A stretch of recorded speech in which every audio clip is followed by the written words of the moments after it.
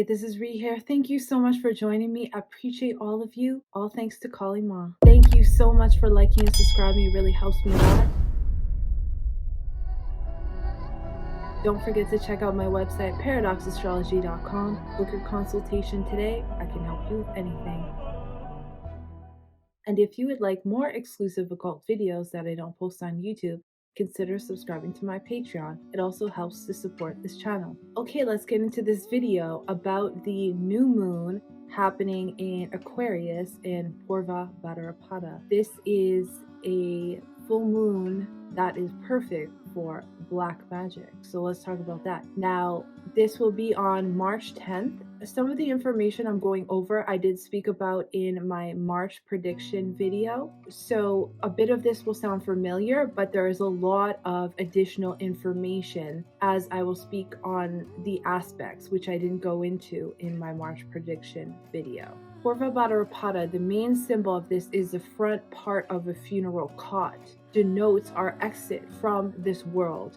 So whether that be in death, sleep, or meditation. Its alternative symbol is a man with two faces. So the image for the nakshatra, it wears a face that's kind and a gentle look, but then the other face appears very violent and destructive and even angry. So this is like Dr. Jekyll and Mr. Hyde type personality. For those who don't know what that is, or the younger generation, you may not know what that is. That is someone who has basically a secret life. So they're one way in society, and then when they go home they has this other secret life. So having a dual life, a secret life, and I've also seen many people with different names. They'll have one name for one group of people and another name for another group of people. So there's kind of the shadow self, and they're really good at keeping this under wraps. This can also be somebody who may have an addiction as well that nobody knows about, like a functioning alcoholic, for example, would be like an example of this. This dark side that I'm talking about, this moon will have to do with a lot, including children and mothers having dark sides, and this can include matters of jealousy and sexuality. The symbol is the sword, which is the destructive side of this, which is also the same meanings as the 12th house, as in endings, death, imprisonment, accidents, injuries, pain. This is also denoted by the devil card in tarot, which is the one-footed goat, and also represents the Baphomet. The one-footed goat can also be a representation of a serpent if you think about it. The Baphomet is what's worshipped by secret societies all over the world, but also by the entertainment industry, who also worship Baphomet, but also demons as well. I was in the entertainment industry, and I can't tell you how many people you walk into their house and they have a Baphomet, and this is a very common practice for them to get ahead. I'm not endorsing this kind of practice because it's going to backfire on you. A lot of people say, no, it's a good symbol. It's actually not if you look into the history of what it will do to you. The gods are way more powerful. Always use the gods. Now, this is a new moon for black magic rituals, not only because of this nakshatra, which represents black magic, but also because its lord is in Bharani nakshatra, which is all about taboos and sacrifice. Jupiter is also children, which is its nakshatra lord. The moon will be at 26 degrees, which equals 8. 8 is Saturn, 2 is the moon, and 6 is Venus, which is also a representation of Lucifer. Bharani is the yoni. It is the doorway in between worlds, life and death. It's ruled by Yama, which is the lord of death as well. And Ketu is also in the 8th house, which is the occult, in Hasta, which has to do with faith. So it's a perfect moon to be doing rituals on the masses, as this is in Aquarius. Spells will be cast and rituals will be performed by the mass media and entertainment, so be aware of using this kind of means of communication. The destructive side is supposed to be about destroying your own ego to get into the higher planes. Sometimes the only way to do this is to go through a life-changing event that destroys the ego. Aja Akpata is seen as the ruling deity of all types of black magic and this nakshatra, and it has a lot to do with the occult as well. The Kliptov, which is the dark tree of life in Kabbalah, for example, and this deity is a form of Lord Shiva. Everything is God essentially. even the darker side, which is something that many people do not understand. If you're more in a dualistic mind or an ego mind, it's harder to understand that. Even the picture for the nakshatra, you can clearly see there is the Baphomet, there is the skull and bones, which relates to the secret society of today, which is very prominent for presidents, especially in the US, is one example. And it can also be the skull and bones, a symbol for tantric practice. Now, it's a perfect time to be doing tantric practice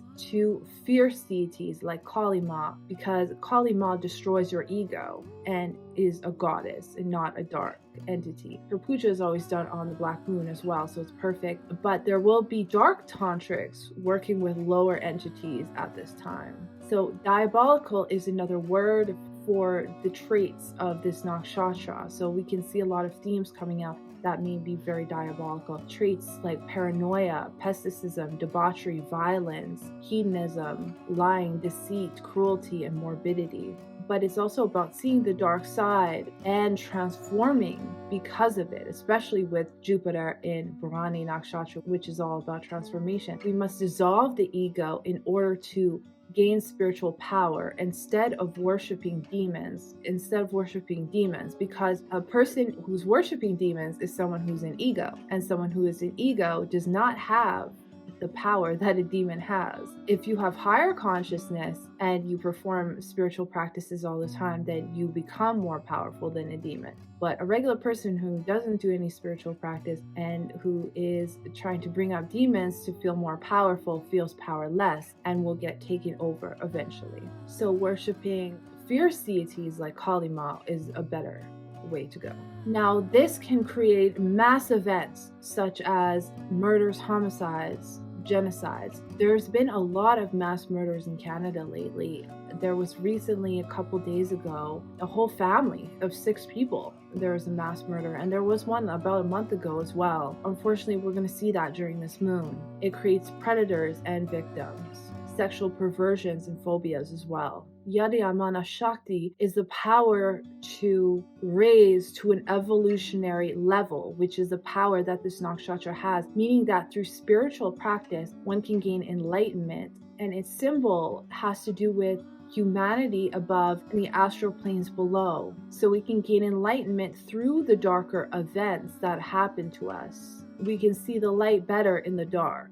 The imagery suggests that it also is a bridge of consciousness between the material, non-material planes, the physical and the astral planes. And this is why it's perfect for rituals of manifestation. Moon being in the 6th house is showing us that there could be accidents and injuries. Also, Mars is exalted in the 12th house, showing us that violent activities or injuries that land someone in a hospital could occur, as Saturn is in the 1st house, which is the 12th house lord in Shabahista, which is all about doctors and healing. A malefic in the 1st house is never good to see for mundane astrology, as it can show us a potential for labor strikes, for unrest in the country, calamities, floods, earthquakes, frustration, hardship, misery in general, and funerals, injuries, mortalities, things like that. We could see those things. Saturn is quite far away, so it won't be that bad. It may sound a lot worse than it will actually be. It'll probably be isolated incidents. Saturn is in the last pada of Shabahisa, which is also the 12th house lord. So in this pada, it's ruled by Pisces, and there may be some deaths due to intoxication at this time. This can involve workers, authority figures, and the ultra rich. The death of a very well-known person is very likely, which will probably be a ritual of sacrifice. The ruler of Purva Bhadrapada is in the 3rd house in Bharani Nakshatra, which is the dark side of the entertainment. So it's going through a transformation, a rebirth of such, and how they communicate to the masses is changing. This can lead them to feel more constricted in their creativity, and this involves the most famous known individuals and the most rich. Mars being in the 12th house exalted, there will be politics revolving around communication. Politicians will be communicating matters of immigrants, hospitals, and homelessness. As Mars is in Dhanishta,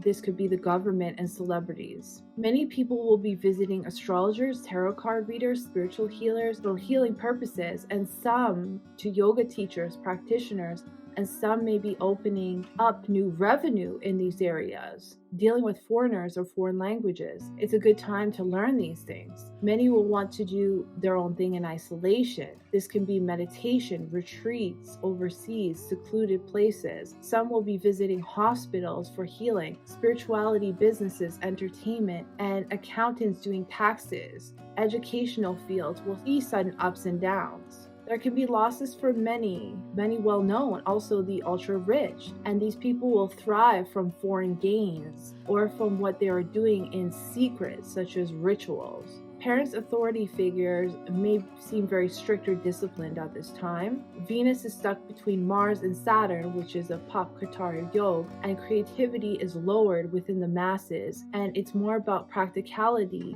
and getting the job done. Feeling close to others may be a bit harder at this time. Losses can be felt by those opposing the government, laws, and that can lead to even imprisonment. Weather disasters can affect the homelands of many countries. Mars is in Pisces conjoined Rahu. Unexpected problems with communication can arise, social media going down, cyber attacks, hacking. Mercury is in the nakshatra of Uttara Bhadrapada, and this can be very lazy when it comes to mental matters, which puts a strain on Mercury. It's also debilitated, which means that it loses a lot of its ability of being logical and turns it into more emotional. So connect with your family on a spiritual level with compassion and love, so that you'll be understood a lot better. There may be a lot of talks about spirituality in the mainstream, and great time for getting counseling in spiritual matters. Not good for the economy, as it's in debilitation in the second house of finance and possessions, and this being the 8th house lord in signal transformation in the matters of finance for many people, and also family and children, education and taxes. Like I said, great for accountants right now doing the tax business. And this is the initial stage after death. So something on the mercurial side will have to die and transform. The professions that this will include and affect are morticians, anything to do with death and rebirth, coffin makers, morticians, surgeons, the medical practitioners, but the ones who administer vaccines, for example, we could see some deaths related to vaccines. This could be radicals, fundamentalists, terrorists, anything to do with sci-fi, psychiatric patients, psychiatrists, the dark side of the entertainment industry and the ruling elite, the pornography industry, OnlyFans, occultists dealing with the dark side, black magicians, dark technologies like Neuralink. Any technologies you see at the forefront during this time, you're going to know it's a dark technology. Agoras, police departments, homicide division, soldiers, anything dealing with toxic pollutants, waste products. There could be some kind of emergency there that happens with the environment, because this involves environmental activists. Maybe they're talking about the tax, the carbon tax in Canada, and this is the pharmaceutical industry as well. That's just a little bit of what I see. I appreciate you so much for watching, and I'll see you in the next one.